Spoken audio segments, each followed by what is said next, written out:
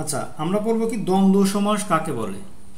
So দ্বন্দ্ব সমাস কাকে বলে তার সংজ্ঞা এবং দ্বন্দ্ব সমাসের কিছু উদাহরণ পড়ব এবং দ্বন্দ্ব সমাসের কত প্রকার সেটা।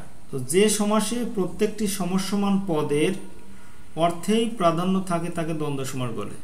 কি, যে সমাসে প্রত্যেকটি সমসমান পদের অর্থ প্রাধান্য থাকে তাকে দ্বন্দ্ব সমাস বলে। যেমন মা ও বাবা, মা বাবা।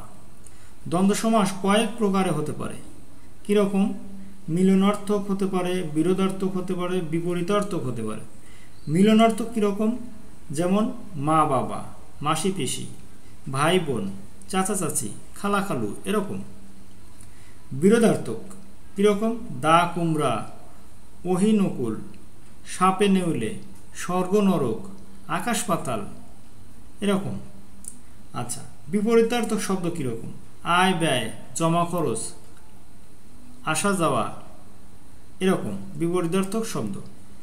তাহলে আমরা কি শিখলাম? দ্বন্দ্ব সমাস কাকে বলে এবং দ্বন্দ্ব সমাস কত রকমের হয়ে থাকে। দ্বন্দ্ব সমাস কয় রকম হয়ে থাকে? তিন রকম: মিলনার্থক, বিরোধার্থক, বিপরীতার্থক। এবং আমরা এগুলোর উদাহরণ দেখলাম।